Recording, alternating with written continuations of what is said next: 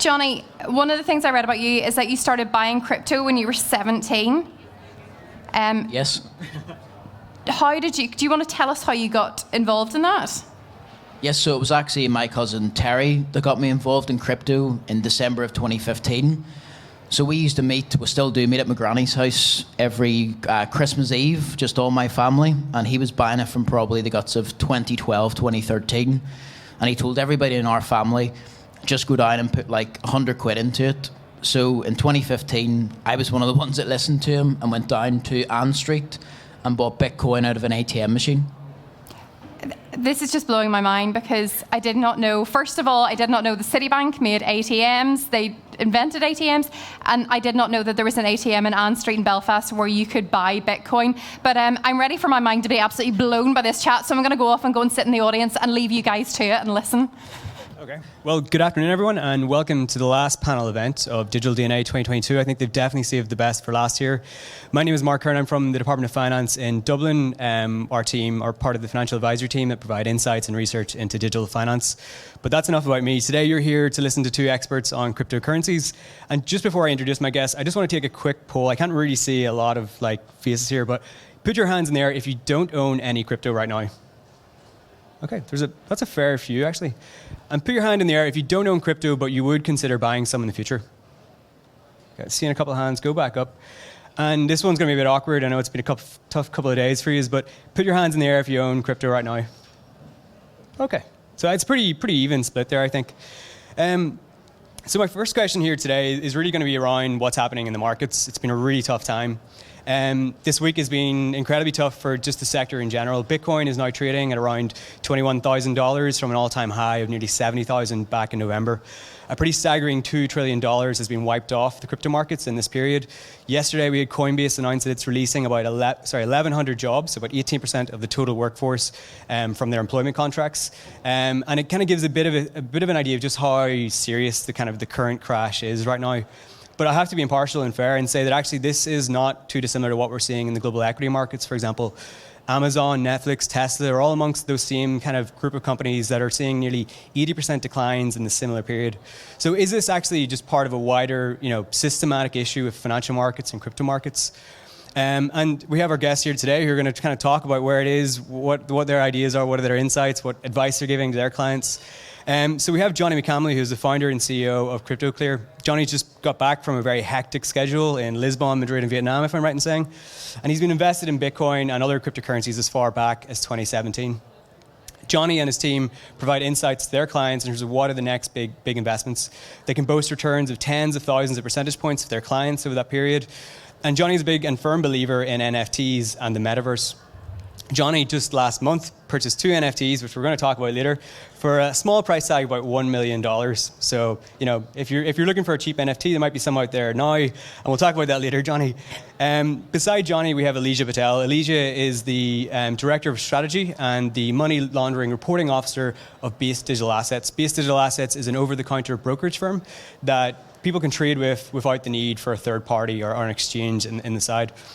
Elysia has spent her career in fintech sales in London. She's worked with major financial institutions, transforming how they trade into more kind of modern day based practices using algorithmic trading, for example. And she provides insight to her clients who predominantly want to get from, say, traditional finance into the more kind of nuanced crypto finance space.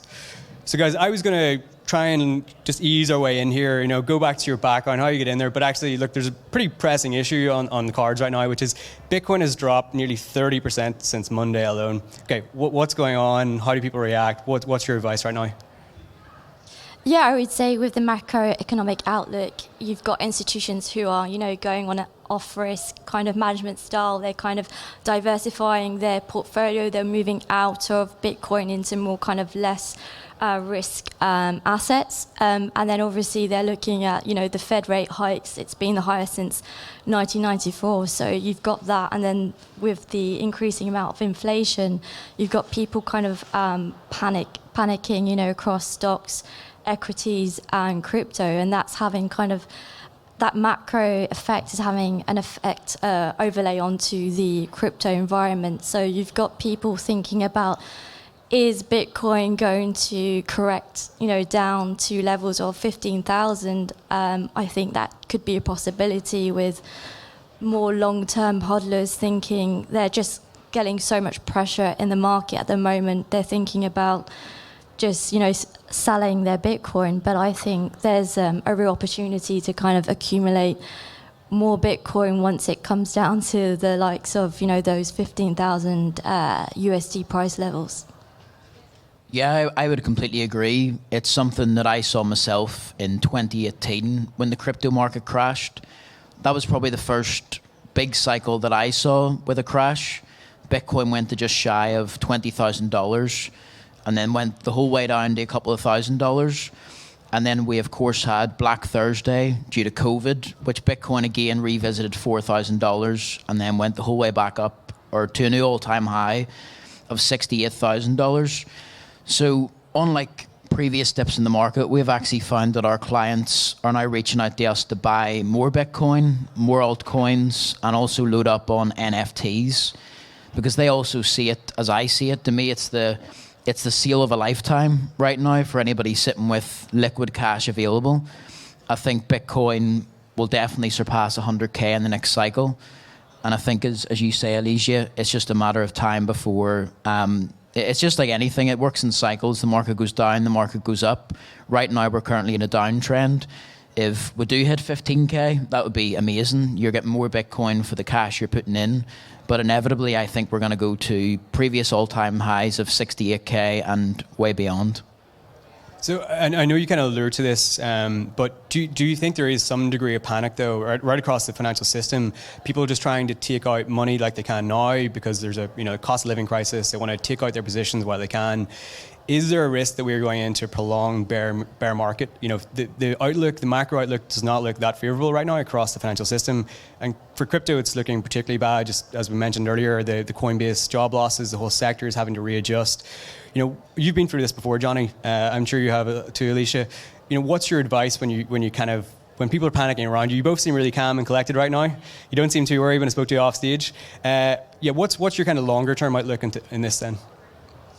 Yeah, I think in times like these, you need to kind of zoom out and look at the fundamentals of Bitcoin and go back to the basics. So aside from kind of the price action and what's going on in terms of the technical analysis of Bitcoin, you need to look at the fact that, for example, the Bitcoin hash rate is at an all-time high. You've got the Lightning Network capacity is also at an all-time high. So those have a positive, there's a positive fundamental structure around Bitcoin, and therefore, it's just if the fundamentals could match the price, that would, we'd be in a good position. But we're in a period, like you said, in the bear market, where I would say it's a builder's market. The important thing to look at is obviously the technological developments of Bitcoin itself. So if people are looking to increase the speed of the transaction rate of Bitcoin and looking to build on the layer 2 development and the lightning speed network, then I think people should look towards the fundamentals and therefore think about the long-term investment and therefore the long-term value of the coin. Definitely, I would completely agree. I think we're just extremely early to this infant market. I mean, just today, or I believe it was yesterday, we went under $1 trillion for the total market cap, so the total monetary value in the digital asset market. And to put that into perspective, that's nothing compared to macro markets. You've got derivatives, which are in quadrillions of dollars.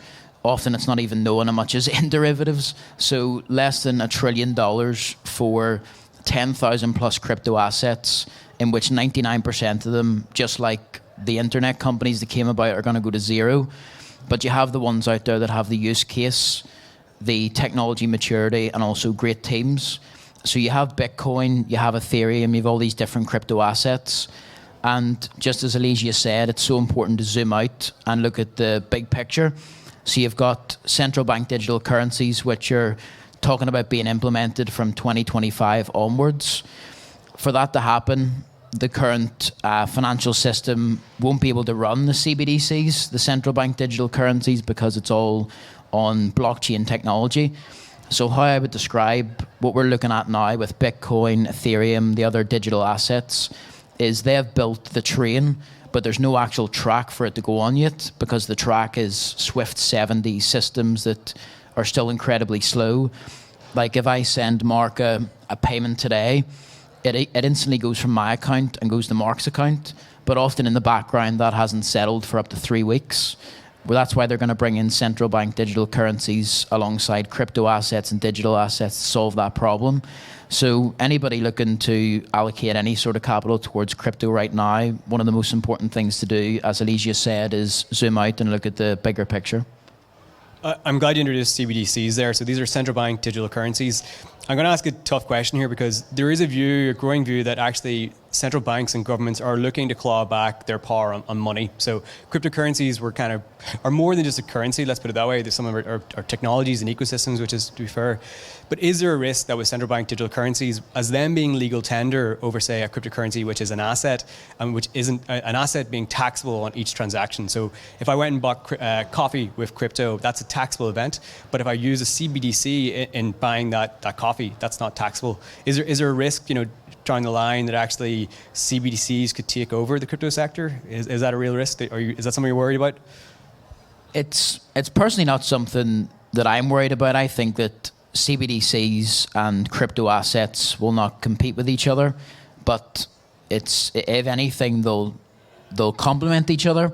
They'll both work in a very similar space. They'll both run on distributed ledger technology, blockchain technology, but they'll have different use cases. So if I want to preserve my wealth, I'll put money into Bitcoin, where if I want to go to the coffee shop, I do believe cash will eventually be phased out. I don't know when, but if I go and buy a coffee, I'll use the CBDC, the digital pound, which is actually being developed right now by the Digital Pound Foundation. And I wouldn't use Bitcoin to buy coffee or Ethereum or anything like that. I want to talk about your recent trip to Vietnam. So while Coinbase is laying off 1,100 people, you're talking to me earlier about how you're actually looking to hire. So there's about 12 people in your company right now. You're still looking to hire over the course of the year. So anyone out there who wants to get into the space, contact Johnny after. But do you want to give us an insight into just your recent trip to Vietnam? What's the pipeline of projects for CryptoClear? Yes, so there's a couple of really exciting developments that came out of Vietnam for us. In just 10 days, we closed 14 deals, which, to put that into perspective, over here it took maybe the guts of a year and a half to close 14 deals, so they moved very quick in Asia and the Middle East. And probably one of the most exciting things we're doing in Asia is we're opening up an office in Ho Chi Minh City and also an office in Dubai as well. So we'll have a Dubai entity and a Vietnamese entity to deal with Southeast Asia and the Middle East. We've also now got a crypto license in Dubai.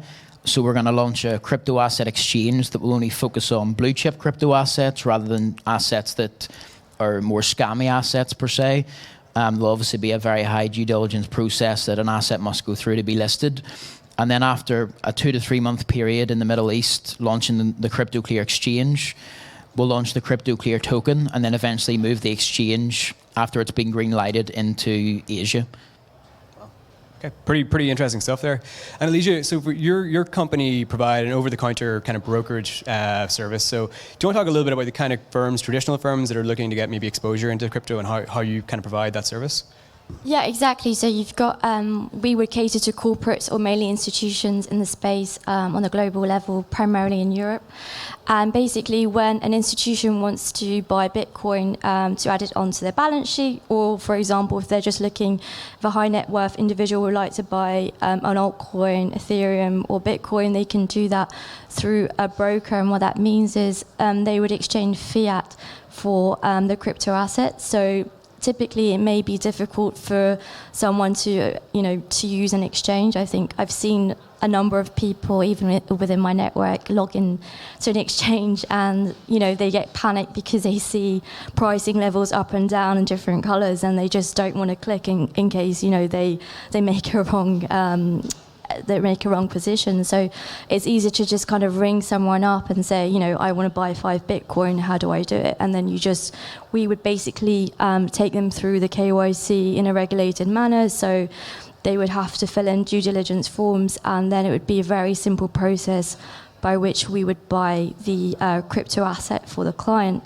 And the reality is, perhaps if the client would like to buy, something a little more liquid, the reality is sometimes you have to change. You have to buy the USDT or USDC stablecoin and exchange that into an altcoin. And many people don't really know how to do that because they're just looking for an easy way to, change their pounds into the crypto asset. So sometimes the process is quite systematic to acquire the crypto asset. So it's much easier to just ring someone up or email them or message them directly, and they can acquire that asset for you on their behalf. There's a view out there that the crypto space is totally unregulated, that it's kind of been a bit of a wild west, as some commentators have called it. But actually, we're on the cusp of passing landmark legislation now in the European Union, for example. I know there's been talks in the US of a new crypto bill. Are all these developments for regulating the sector actually a good thing for you? Do you think it'll actually help wider adoption for your clients, for example? Yes, definitely. I think it's, even if you go on to Coinbase today and you want to buy, let's say, £1 worth of Bitcoin, you still have to go through a KYC, AML process with a passport or driver's license, proof of address. So to me, crypto itself maybe isn't regulated at all, but the process to purchase crypto is. So I think that's definitely a positive approach for the space. I actually welcome regulation in crypto, especially around scams. I don't know whether any of you saw, but there was actually a couple of spots on the radio yesterday and also TV last night. There was a person from here that lost his life savings in crypto. So there's horror stories you hear like that. And if there's tighter regulation around, especially advertising, there's a lot of bad advertising around crypto, So I think if regulation comes in for that, it would be fantastic. And is similar for you, Elysia? Is regulations going to actually make it easier for you to sell your services to your clients, for example? Yeah, I really do believe that, because I think there's so many, as we've seen, in the past week, there's so many entities which are not regulated, and that means that it puts a retail client at risk, for example. And so you need those regulated entities to follow specific processes to protect the wider community, the client base out there. If you look at even lending protocols out there, my firm would partner with regulated FCA lending partners or staking providers and also custodians. So, when, for example, if you wanted to buy some cryptocurrency, but you also wanted to earn some interest on the asset, you should be doing that via a regulated platform. Okay, Johnny, guys, we're running out of time here. I see that 7 minutes on the clock, and I want to get some questions from the audience, but I also want to bring up NFTs. So, Johnny, last month there was a press article. You spent over, I think, $1 million on 2 Bored Ape Yacht Club NFTs. Do you want to give the audience a flavor? What was the rationale behind that? What's your kind of play on that? How do you see NFTs kind of growing as a space going forward? Yeah, so the reason that we acquired the Bored Apes, it was for a couple of different reasons. The way I would see the Bored Ape Yacht Club is there's only 10,000 Bored Apes, and there's so many use cases and benefits for owning one. So just as an example, there's what's called an Ape Fest, which is just a crazy word for a networking event for all the people that own a Bored Ape. And you have people at that are, just are using and working with monopoly money. So for CryptoClear to go to events like that and talk to people with that level of wealth alone, for me, was worth the purchase price. But you also have many other benefits. So Yugo Labs that designed and orchestrated the Bored Ape Yacht Club itself. The way I see it, it's almost like owning equity in that company, Yugo Labs, because everything they do is through the Bored Apes. And what really sold me on it is their metaverse, which is called the Other Side Metaverse. They went out and raised $497 million, so just shy of $500 million to build this metaverse. And most of it was from VC companies in Silicon Valley. So that was really the final confirmation for me, if you like, that it's not just crypto money in this space, it's not just metaverse and NFT money, but there's traditional finance now moving into this space and financing it. And of course, with the Bored Apes, you also get a bunch of free stuff as well. So we got 2 pieces of land in the metaverse completely for free. We'll be able to stake our apes in the future and earn passive income from the ape. We also get access to a Discord with all 10,000 of the holders. So you've got Madonna, Justin Bieber, Snoop Dogg. We can message them at any time in the Discord. So it's a massive business play, a massive market play, and a massive financial play as well. There's a term that's commonly used in the crypto space, which is DYOR. So that's do your own research. So there are quite a few people there who don't own crypto, but they did put up their hands, say they would in the future. What's your quick take on the best resources out there? If you want to educate yourself about crypto and kind of see through the kind of the gray areas, the hacks, everything else, and where the kind of long-term play is, how do you go about kind of educating yourself on these topics? Yeah, exactly. So when I think about do your own research, I think it's not just about reading a white paper. So many crypto projects have white papers, but it's also doing the extra due diligence. That means you need to speak to the founders, you need to log into the Telegram group, the Discord chat group, you need to look at the background from the developers on the team. And I think there's a lot, people don't have time to do that. So that's actually one of the things that I do at Base Digital Assets is we provide research papers and we look at the tokenomics, the fundamentals, and we speak directly to the crypto projects. We don't do write-ups for every single project out there. We do write-ups for projects that we believe in. We don't have a stake necessarily in the crypto project at all. It's simply because we believe that there's a need for greater fundamental analysis, and there's so many crypto projects out there. How do you benchmark all these projects against each other? So there needs to be a benchmark, I think, in the future whereby you can assess the scoring. There needs to be a scoring mechanism with regards to these projects.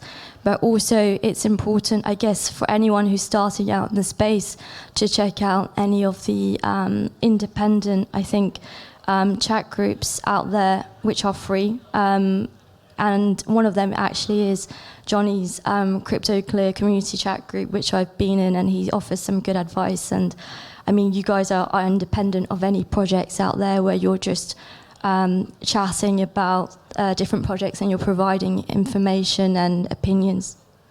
Yeah, it's definitely something, again, as Elysia said, it's a completely free group that anybody can join, but it was probably from, I was obviously only new to crypto in 2015 when I first get in, and there was what was called an ICO crisis, if you like, or ICO bubble. So it was companies coming out just like they did during the internet bubble and say, we're going to do this, we're going to do that. They get massive funding, people put their money in, and it goes to nothing. And after that, I really sat down and thought, right, so how can I determine, as you say, Elysia, like what's a good crypto asset for investment compared to a bad one? And I've stuck by this probably for the guts of 5 years now. It's just 3 simple things. It's the team. Do they have a solid team with a good background? Do they have the skill to build what they say they're going to build? You've got technology maturity is the second one. So is it a carbon copy of what the man on the street has done before? If so, and it's no different, don't invest in it. And then you've also got a real life use case. So there's no point of building something that isn't going to transform the world or be used. So if it is, they're my 3 criteria for what I would invest in. And if people want to find out more about what you guys do, they can find you on LinkedIn, Discord, that sort of thing is maybe the best thing to reach out on? Yeah, LinkedIn would probably be the best one for myself. There's a lot of information on there. Or Instagram, we're pretty active on Instagram as well. And of course, there's a link to the Discord and the Telegram at the bottom as well. Yep, so it would be Telegram and LinkedIn for myself as well. Okay, perfect. Right, I want to get to the audience. We only have a couple of minutes left, and I'm hoping there's some tough questions from the audience here back at our panelists. So if we have a mic, I think... Yeah, I'm here. I'm back with the roving mic, and this is our last roving mic of the day. So if you have any questions, I hesitate to add they must be cryptocurrency related. I'm here. Pop your hand up. Lovely. Thank you.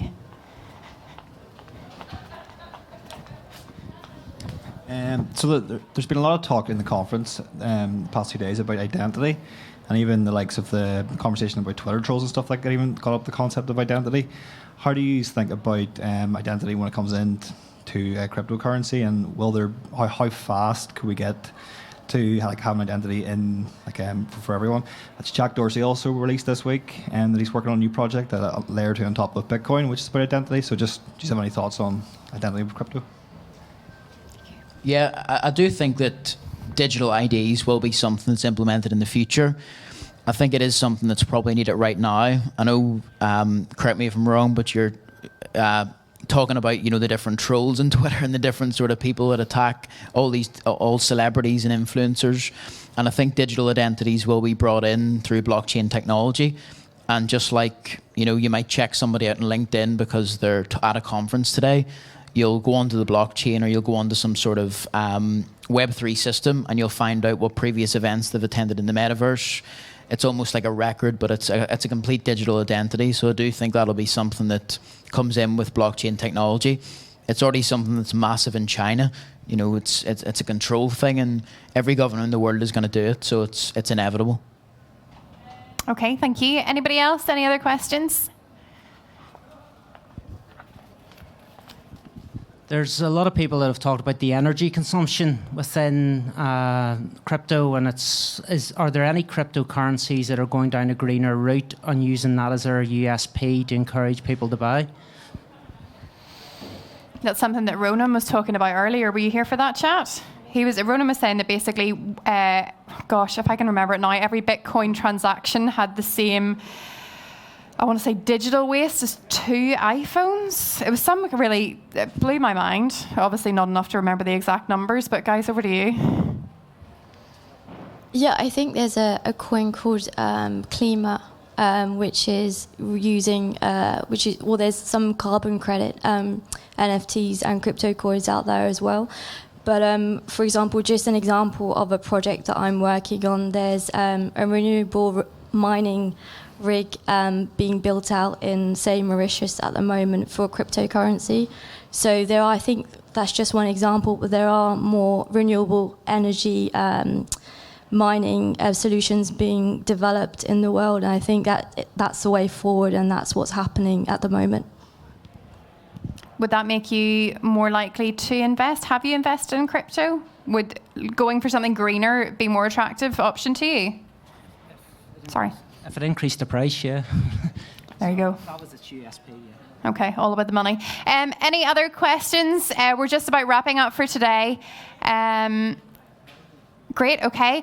I thought it was really interesting what you had said, Johnny, about what you look for. So you look for a team that's got the skills. You look for, are they offering something new, and are they offering something useful? And I mean, obviously that's really applicable for cryptocurrency, but it's really applicable for life as well, and for looking at other options. So it's just kind of getting that rational head on and thinking, I'm not just kind of panic buying, I'm making a considered choice here. Yeah. Definitely, yes. It's something that, as you say, you can apply to, real estate, stocks, anything really. And I think it is very important not to what's called FOMO in, so fear of missing out. So your friend messages you and said they've made 900% in a coin. It's probably not the right time to swing in, because a lot of them coins and a lot of the people that tell you about these coins haven't done their due diligence on the team, the tech maturity, and the real life use case. And that's something that I've used for the guts of 5 years, and it's something I'll stick to for the foreseeable. Do you think, whenever we saw today about cryptocurrency, was a Bitcoin that dropped from $69,000 to $21,000, and one of the cryptocurrency firms that was dropping 1,100 staff. How damaging do you think that is for long term for Bitcoin, or is this kind of if we look at the kind of the more traditional stocks and shares, you can say, well, look, they have peaks and troughs as well, and we've just got to ride it out? Yeah, so I think before anyone invests in cryptocurrency, you need to stomach the volatility. When it comes to the firms, with regards to people losing their jobs this week, etc., I think the problem was that these firms were given a large amounts of money in terms of investment, and they kind of overhired in the beginning. and that then poses a problem with regards to policy, and they're kind of paying for that at the moment. And I think there needs to be tied to, I think everything is a lesson, so hopefully, crypto firms can learn from this and, don't repeat the same mistake going forward. Okay, thanks very much. Guys, last chance, any questions? No? Okay, great. Thank you so much to our panellists today. Thank you to Johnny McCamley, to Elysia Patel, and to Mark Curran as well. It was great to hear from you. Thank you so much for your insight into cryptocurrency. Let's give them a round of applause.